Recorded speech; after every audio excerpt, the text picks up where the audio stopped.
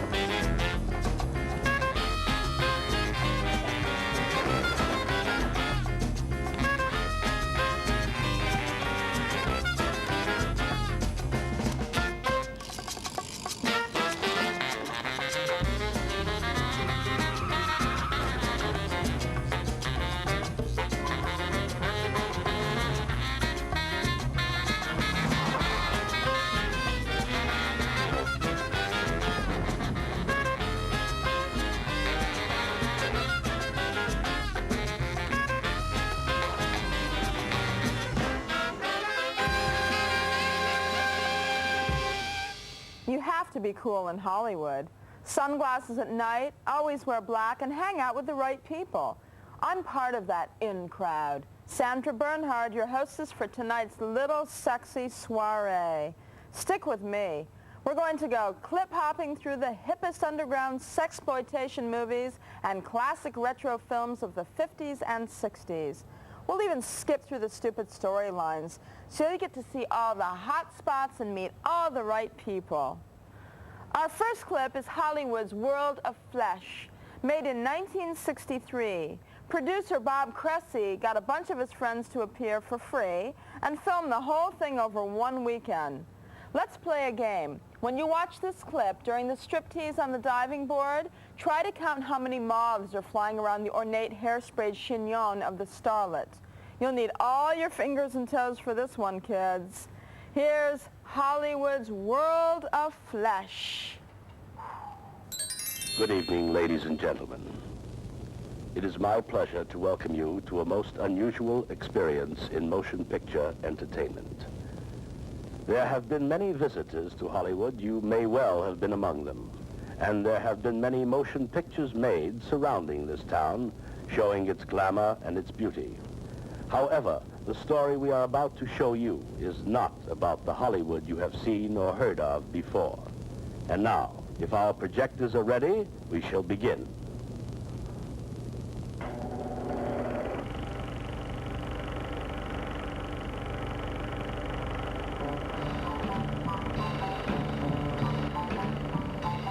This is the office of Del Sol Productions, a motion picture corporation just recently formed for the express purpose of the production of a nudie movie.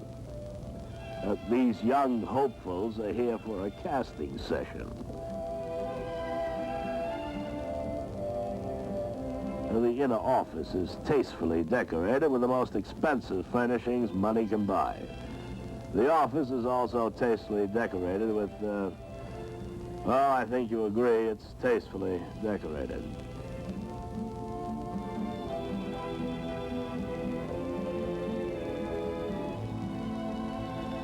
Now, the gentleman on the left is a producer.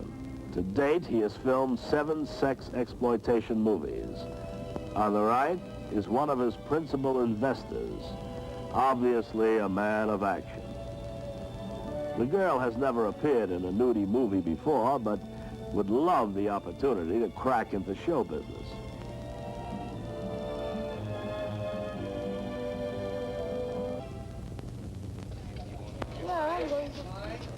It is now 1 week later. Our 2 young men are in the midst of production. The theme of their motion picture surrounds a peeping Tom whose one aim in life is to watch unsuspecting young ladies undress. Now, the young lady featured in this scene is Miss Karen Morley. Karen is 22 years old, comes from Tulsa, Oklahoma, and is of Spanish descent. Her career as a nude model began with a color center spread in one of the nation's leading men's magazines. After moving to Hollywood, she holds the record for taking off her clothes more often before more men and in more locations than any other girl in town. Within the story, Karen plays a nightclub singer whose secret admirer in the audience has followed her home and is at this time perched outside her window observing her as she undresses. Since this is a silent sequence, we can hear the director's voice as he moves Karen through the scene. And go right off with the hose. Very good. Take your time now, get lots of time.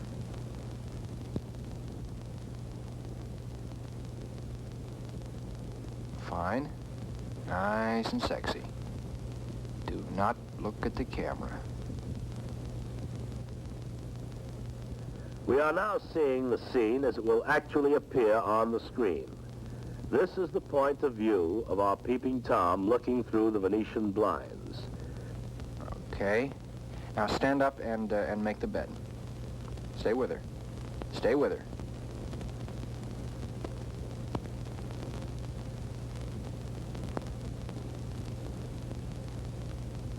And as soon as you're done, turn to the camera and remove the bra.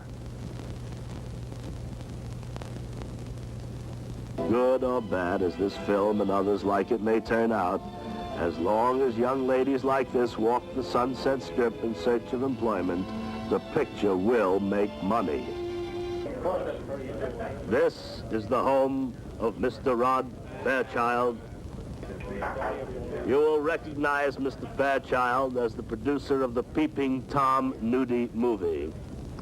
As is his custom at the beginning of each month, Rod holds a party for the cast and crew of whichever motion picture he happens to be working on. The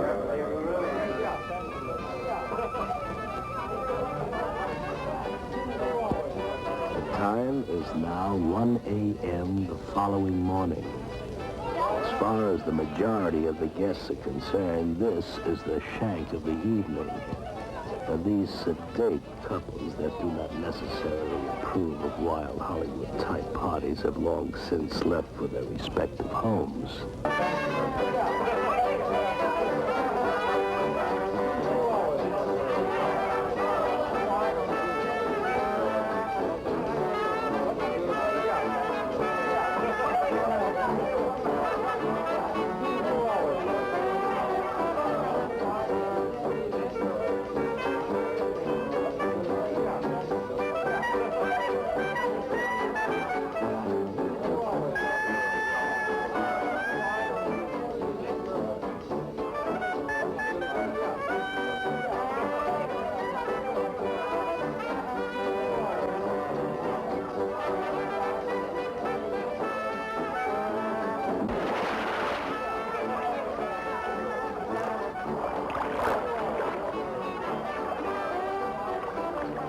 The sun rises over Hollywood, we leave the peaceful little town of Beverly Hills. By noon, a new party will have started at someone else's poolside. And on this quiet note, we end our documentary on the film capital of the world. Hey, wait a minute. I thought I held the record for taking off my clothes more often before more men and in more locations than any girl in Hollywood. I'll beat you yet, Karen Morley, if that's even your real name. Next, the utter corruption of the only virgin left in Hollywood. It was a creepy place. Also, not one for high-heeled shoes. Real Wild Cinema will be right back. I lost my virtue to an Italian count while desperately grasping ancient tapestries. I lost track after that. So, of course, I couldn't have starred in our next feature, A Virgin in Hollywood. Made in 1952, it's about a naive reporter who's sent by her amorous boss to do Hollywood. Apparently, her assignment was a success, because in real life, it took no time for the star, Dorothy Abbott, to land a role as Sergeant Joe Friday's girlfriend on the first few seasons of Dragnet. But he insisted on wearing white socks with black shoes, and it all ended so badly. Here's Dorothy when she was still a virgin.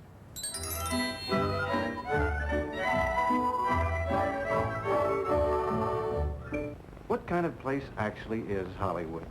That's what everybody in Greenfield and everywhere else would really like to know. So give them the answer, the real lowdown with no punches pulled, and I'll bet we double the start time circulation. That's why I've decided to send someone out there to write a series of articles for us. The facts, you understand. And whatever that is, good or bad, we're going to print it. Actually, do yourself everything they do out there. You know what I mean? Me? But I haven't had any experience. I'll bet you won't say that when you come back.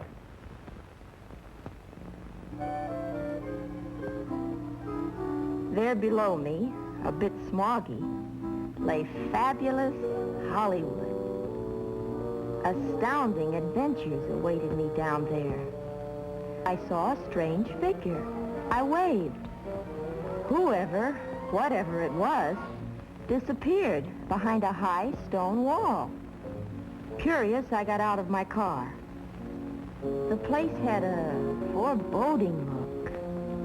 This looked like a place where you would certainly find them.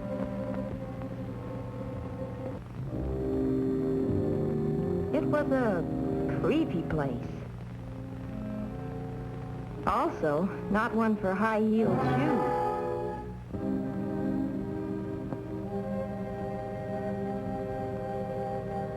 I tried to act calmly, but inside, my nerves were whipping up a small-sized panic. Suddenly, something jumped up in the bushes behind me. I screamed. Now I was frightened. It seemed I had stumbled into the ruins of an old castle, a haunted castle.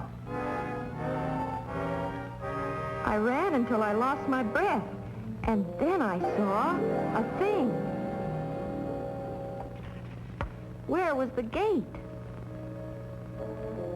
I was running around wildly trying to find it when I stumbled and fell flat.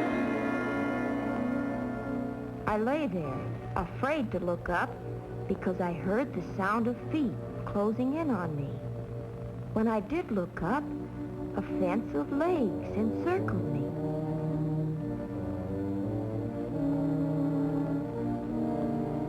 And the tallest man I had ever seen towered over me. I saw now that the legs belonged to some very pretty girls. Even the hideous head that had scared me was only a mask for a beautiful girl. A few words made me understand everything. I had happened onto a studio ranch used by photographers and cameramen who make the artistic type of photos and films.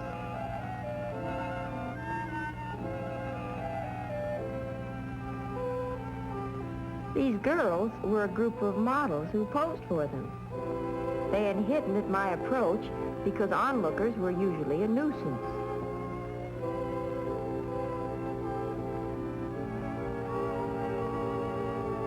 Well, I had spent a very interesting afternoon watching the production of artistic photos and films. The gorgeous girl type of pictures that feature and star and immortalize glamour, winging their way out from the cinema city to thrill and delight the whole world. Pierre Martin was a nervous little man who had a wholesale lingerie house. He brought buyers here to view his showings of new styles. Modeling for him, I thought I might find some rare experiences. I did. Say, I always wear that outfit. Well, Pierre has my name on it, so evidently you're not wearing it today. Today, too. You may be Pierre's new pet, but I'm wearing that outfit. That's silly. I already have it on. That's easily changed.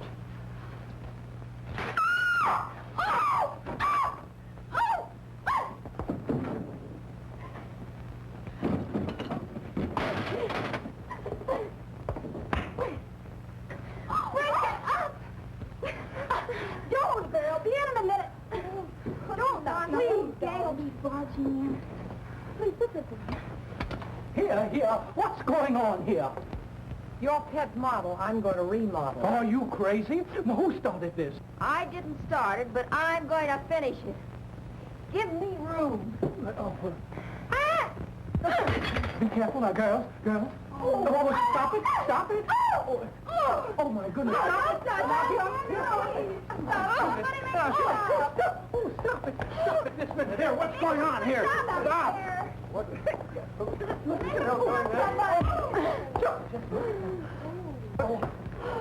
Just...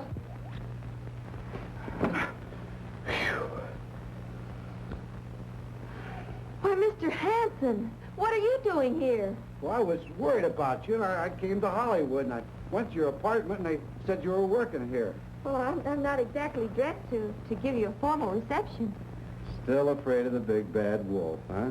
Listen, after what I've seen and done out here, you just think you're a wolf. Watch me.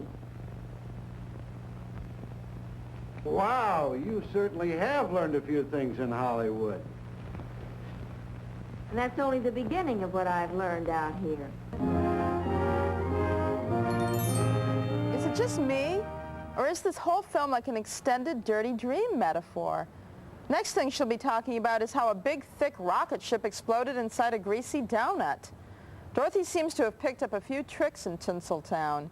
She even learned how to be a model. Perhaps she'll get a few helpful hints from our next film, Model School. The whole world knows of glittering Hollywood Boulevard, but Hollywood itself looks to the Sunset Strip. This sign spells glamour, rather it did spell glamour. The famous truck is now closed. Around this classic entrance cluster the ghosts of gay evenings, of famous and infamous star-studded parties. And this, my film-minded friends, is the spot, where Carrie and Harry and Clark and Tyrone and Hetty and Sonia and Claudette and Marlena forget about those hot lights and yelling directors. Village School, that might be... Why, hello there, friends. Meet Miss Manning, Miss Merrill Manning. Just what kind of an educational institution is this? I'm afraid you've guessed it. This, in addition to being a model school, is a school for models. Miss Manning, as I was saying, this is a model school. Here those young ladies who look out at you from magazine covers learn how to look so alluring. Miss Manning, Merrill is sized up very carefully. Miss, will you tell Merrill that her, that's it. No girl is enrolled in the village school unless she's a potential magazine cover girl. There, with the flick of a pen, begins a career as a model. In addition to charm and facial loveliness, any young lady aspiring to be a model must have, shall we say, dimensions. And I would say that Miss Manning very definitely has dimensions. A successful model must be in tip-top physical shape. No bulges in the wrong places. Important to the photographer or the artist is the ability of his model to register any one of a dozen emotions. This, need I tell you, is shock. Obviously, the little girl has seen Mr. Karloff. Good heavens, this is awful. The models at the village school not only receive the fundamentals of good modeling technique, but actually work as they might professionally before cameras or artists. And there's the artist at work. Miss Manning, whom we can just discern, is learning that modeling is not so much glamour as honest-to-goodness hard work. Very nice, young lady. I'd say you were catching on fast. Your poise quotient is beyond question. Miss Manning, in one of the many poses that an artist may require as he portrays the body beautiful. A day at our model school is over. These young ladies, their looks, their charm, and their neatly cultivated allure should go far. Ladies and gentlemen, we've just seen the birth of a magazine cover, a whole flock of magazine covers. We'll meet B-movie kingpin David Friedman after this.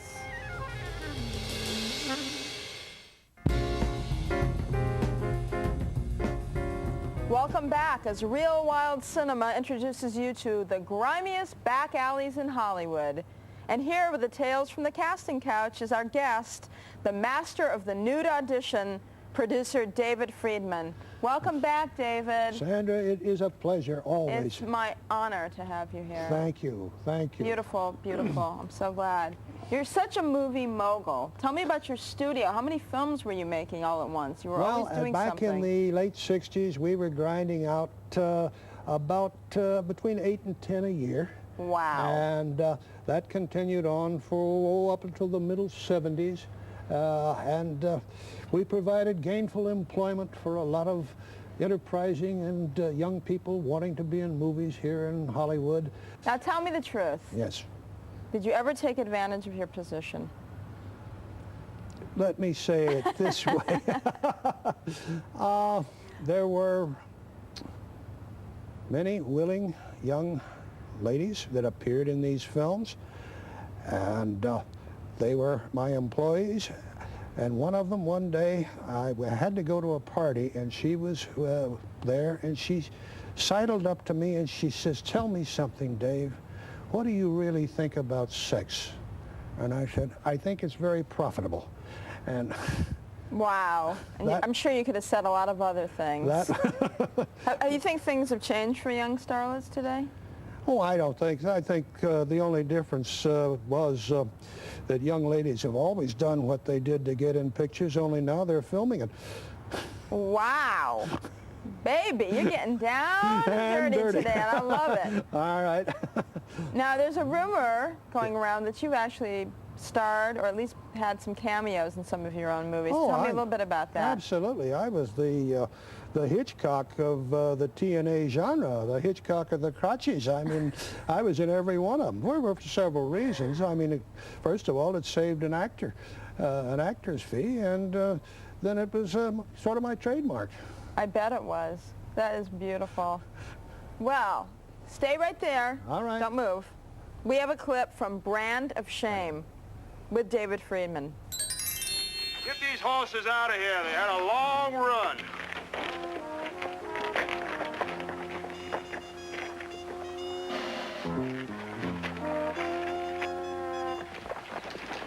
Steve, I'll see you later. Now. Howdy, Steve. Howdy. Glad you got back. Now, you're by far the best actor in that picture. That was always the case. I'm sure. I'm sure of it. Best actor on film and behind the scenes. Now, you made a movie called Starlet, where you had to write a monologue, a dramatic speech. So tell me about how that all came together. Well, Starlet was sort of the first adult film about the adult film industry itself. And it was a movie within a movie. They were making a picture called A Youth in Babylon. And this, in this scene, they're going to have this girl who has come from rather sordid background, circumstances, and she is going to test for this part. Right. So I used to write all of my scripts. I wrote most of my own screenplays, but always adding a little class to the work. I thought, well, I'll give her a little Shakespeare. I always threw a little Shakespeare. I love Shakespeare, and I played Shakespeare in high school. But for the speech that she's going to do for the screen test, I give her Portia's speech from Merchant of Venice. Right. You know the story. Sure. Take thy pound of flesh, but spill not one drop of blood, else all thy goods are confiscated. At any rate, the thing runs about 3 pages. So we start to shoot it. We've got this Venetian set there, got her in a long robe. She's going to play Portia. We explained to her that Portia was a lawyer. And the kid starts reading this thing. Well, she wasn't Judith Anderson or anybody like that, but she goes through the whole speech, 3 pages, and doesn't miss a word. The director is looking at me like this. I'm looking at him. The sound guy is saying, wow. Cut, print it. First take, the master's in the can. Director says, let's punch in for a couple of close-ups. Could you pick it up and say, oh yeah, she picked it right up. That's great. Everybody gives her a nice applause. She gets up, she comes over to me and says, gee, Mr. Friedman, you write the most beautiful dialogue. Unbelievable. What a great story. David, thank you so much for coming back again. I know that we're going to see you all over town. If I have to chase you down to the most find you. ubiquitous man in town. That's right. That's right. Sandra, as always, it's such a pleasure being here. And thank you for having me back. My pleasure. Don't go away. We'll be right back with David Friedman's Starlet. It's the part you've been waiting for, where starlets have to peel their clothes to read for parts. I'm ready for my close-up. Oh, yes, that's it. Ah. Get some life into it. Come on. Stay with her, boy. Get her. Get her. Next on Real Wild Cinema, the Starlet and the Stud Muffin.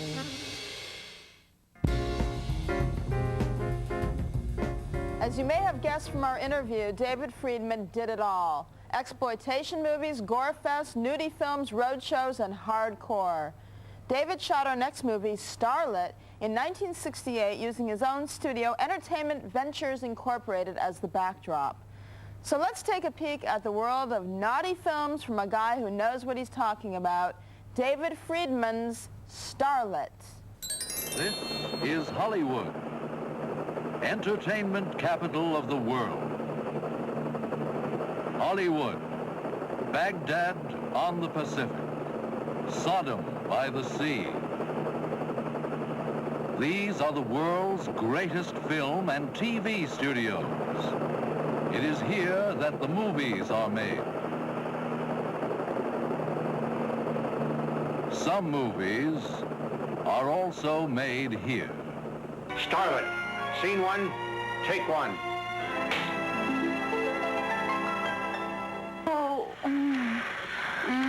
Get some life into it. Come on. Stay with her, boy. Get her. Get her. Keep rolling, Jimmy. Keep rolling. I'm rolling. I'm rolling.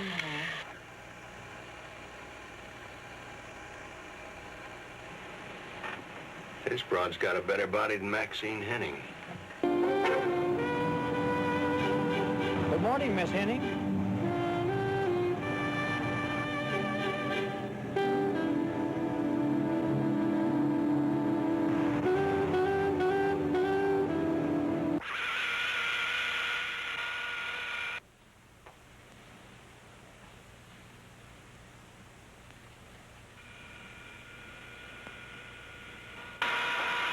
No one is allowed in. Oh, Miss Henning. Please, Miss Henning, you got to get out of here. Mr. Adler finds out you're here, I'm going to lose my job. Don't sweat it, lad. I know all about Mr. Adler's and Rachel's little short subject.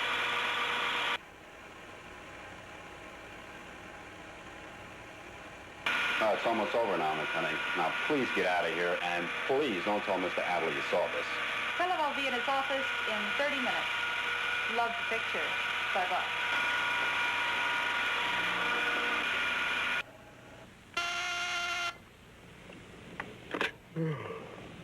Yeah, Jerry? What? Oh, all right. Thanks for giving me a message, Jerry. Oh, Jerry, I'll make sure that footage we just ran goes into my private cabinet. Yeah.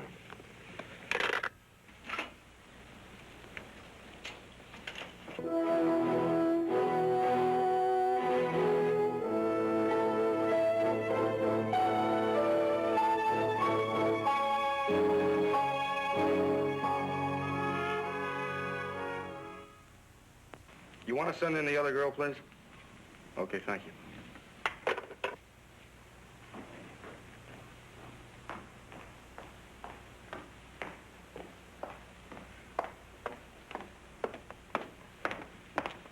Hi, Forrest. Allison, what are you doing here? Hey, like I heard you were filming a nudie and you're looking for chicks. Oh, you mean you're interested in reading for a part? Forrest, you're a regular Dick Tracy. Oh, Miss Jordan, this is Mr. Kenyon Adler. How do you do? See, you and Miss Jordan seem to be friends. She's my fiance's roommate. You want to see my boobs or something? Yes, dear, we would have to take a look at you before we could come to any conclusion.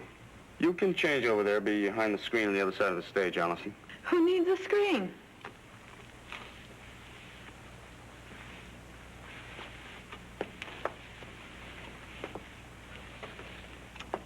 This ought to turn on the dirty old men in the front rows. Allison, please. The exuberance of youth. Well, Barker, you have a real natural in Miss Jordan. Now I have to get back to the office. You're doing a good job, boy. We're expecting big things from you. Thank you, sir.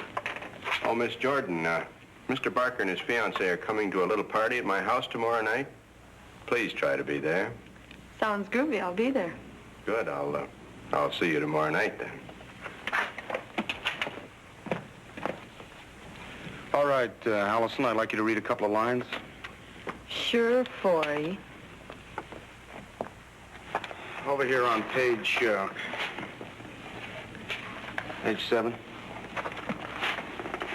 If it'll make you happy, but why bother? I got a part.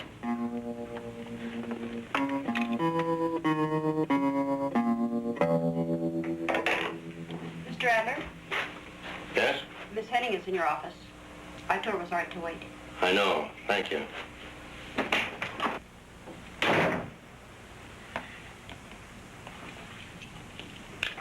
Maxine, what a pleasant surprise. Oh, Kenyon, can the crap. Oh, Max, my little Max. Your earthiness is so much a part of your charm and magnetism. You, mind if I sit next to you? Ah, now isn't this comfy and cozy? As a matter of fact, it was on this very couch that you and I first got to know each other. It was the beginning of your career. Mine and how many other broads? Oh, Max, Max, Max. You are the power and glory of EVI and my most distinguished achievement. So why is it that I have to read in the trades that this crotch factory you call a studio is going to make a big budget epic about a sex plot in a mixed college dorm entitled, I believe, Youth in Babylon? Since no one even bothered to tell me about this little project, am I wrong in suspecting that the great Kenyon Adler could conceivably be toying with the idea of not using little Maxine Henning? Well, I've convinced New York to get on the bandwagon and co-produce an Italian Western starring Maxine Henning. Well, just think, 6 glorious, exciting, romantic weeks in sunny, song-filled Italy.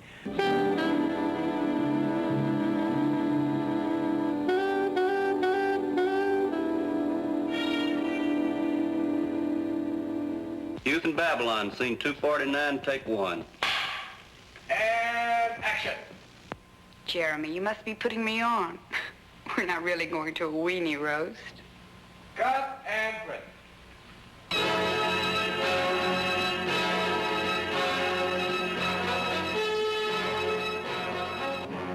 I want to talk to you, Kenyon. I'm sorry, Mr. Edward. I tried to stop That's her. all right, I'll take care of this. All right, Maxine, what the hell's the big idea of busting in here like this? A lady would have called and asked for an appointment. Whoever said I was a lady. Now that that's solved, let's get down to business. Kenyon, I'm playing the lead in Confessions of Daisy Cheney. Oh, you're wrong, Maxine. Starless Night has already been signed to do that role. Now, you can do one of two things. You can go to Italy and do the Western, or you can go into oblivion. I couldn't care less. Well, maybe you'll care when Friedman and the other stockholders see your little short subject featuring your Miss Knight. Show them what I mean, Allie. Phil, get the film from that little bitch. Run, Allison!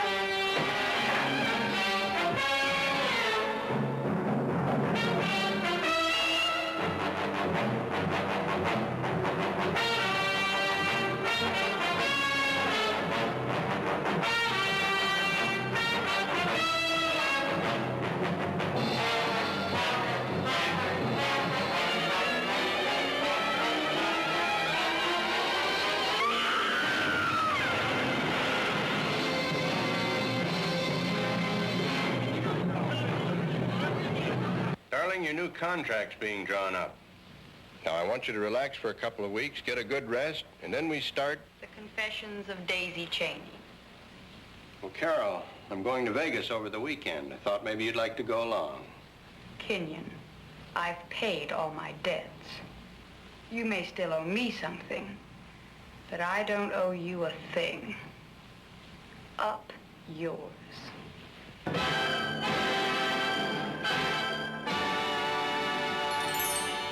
The thing that resonates in my mind about this film is the hauntingly poetic last line. I wanted to plug it into another film classic to see if it was as effective. Frankly, Scarlet, up yours. Works for me. Next Real Wild Cinema returns with an up-to-the-minute report on Hollywood's nightlife. The days of the super glamour stars seem to be gone, and the super nightclubs have changed into hangouts for hippies and teeny boppers. And it would be really boss if you'd be here when I get back.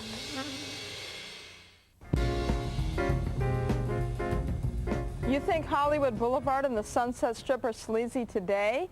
Just look at this clip from A Sweet Sickness and see how far we've come since 1967. Dr. Dolittle billboards? What he did with the animals was just not right. Here's Sweet Sickness.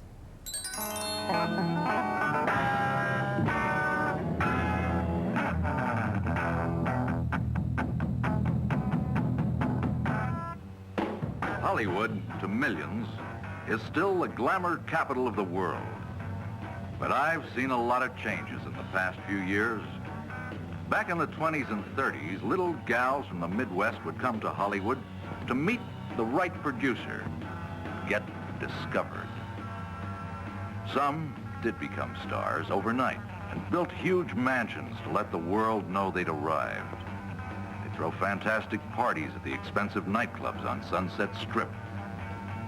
The days of the super glamour stars seem to be gone, and the super nightclubs have changed into hangouts for hippies and teeny boppers. One thing that hasn't changed in Hollywood, though, is the constant invasion of young gals from all over the country coming to Hollywood to be discovered. But a fabulous body isn't enough. It also takes talent, a lot of talent. Most starry-eyed young beauties end up on the well-known casting couch and a one-way ticket back to Hicksville. Still, there's something exciting about Hollywood. The lights, the rush to a premiere, Klieg lights that reach halfway to the sky, the glamour to get a glimpse of your favorite star, stars that have somehow made it to the top and have come to collect their symbolic trophies in their rented Rolls Royces.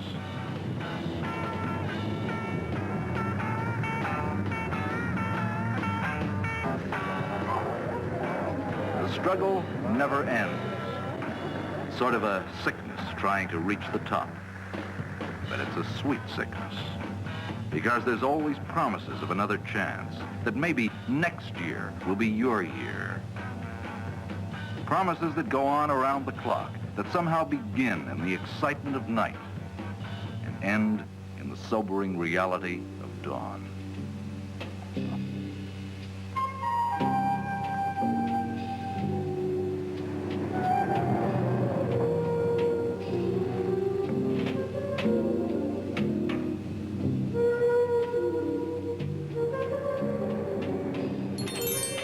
You know this film is a bit out of date. They say a fabulous body is not enough. It takes talent. Come on. Everyone knows the fab bod gets you your first movie deal. Show some skin and dance around naked, and soon your fees are over 7 figures. And with the miracles of silicone, so are your measurements. When you're the first in your neighborhood to have a group marriage, the neighbors have plenty to say. 2 girls and 3 men? What do you call that? A full house. A marriage certificate with more names than the Declaration of Independence. And Tinseltown lawbreakers on the loose. Hey, you know we could be arrested? For what? Because I'm naked right now. Real Wild Cinema will be right back.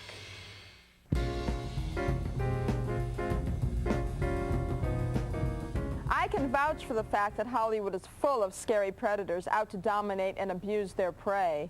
Just ask some of my victims. They absolutely gush. But as these trailers show, there's room for good and bad. Yin and Yang, Leno and Letterman. Hey, you know we could be arrested? For what? Because I'm naked right now. It gives you a candid look into the private lives of playboys and glamour girls of Hollywood. Feminine sexuality.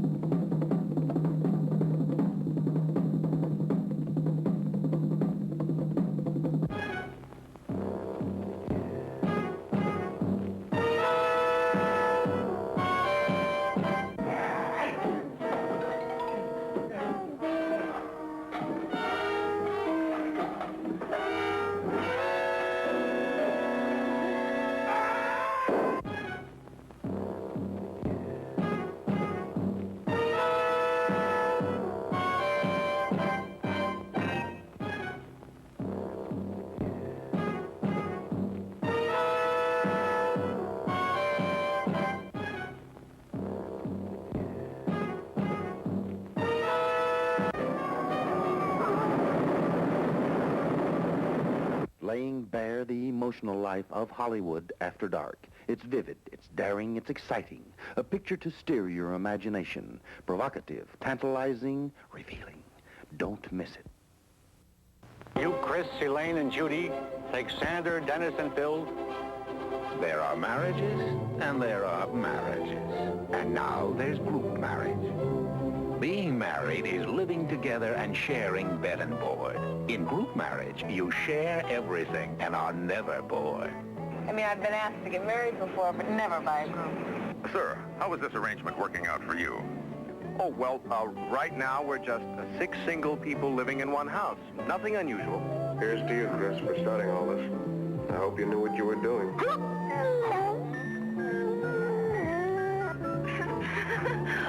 Sandra, let me always be your friend. Who's talking about marriage? Sandra and I argue enough as it is.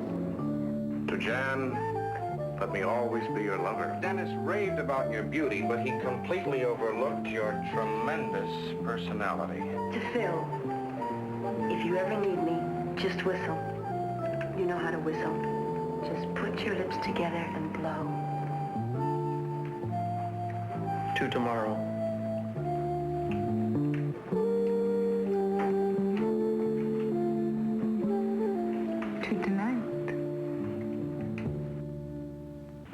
Chris, just because I love you doesn't mean I can't like Jan. Sandra, I love you, but I like Dennis. Now, how do you decide who sleeps with whom? When you're the first in your neighborhood to have a group marriage, the neighbors have plenty to say. 2 girls and 3 men? What do you call that? A full house. Well, what are we going to do? First you have 3 phone calls and now this. A group marriage can blow up, too. A marriage is a marriage. Even this one. I gotta be free. But the best thing about fighting is making up. Heaven knows where we'll be landing, just as long as we keep laughing. You are cordially invited to the wedding of Chris and Elaine, and Judy, and Sandra, and Dennis, and Phil. Group marriage, and the possibilities go on and on and on and on. Hollywood, so sleazy and shallow, glitzy and gluttonous, filled with vicious users, monumental egos, and starstruck performers who'd sell their souls to stay in the spotlight. I know I'm being rough on myself, but in this town, you gotta be tough. Be with me for more scandalous personal revelations next time on Real Wild Cinema. Good midnight to ya.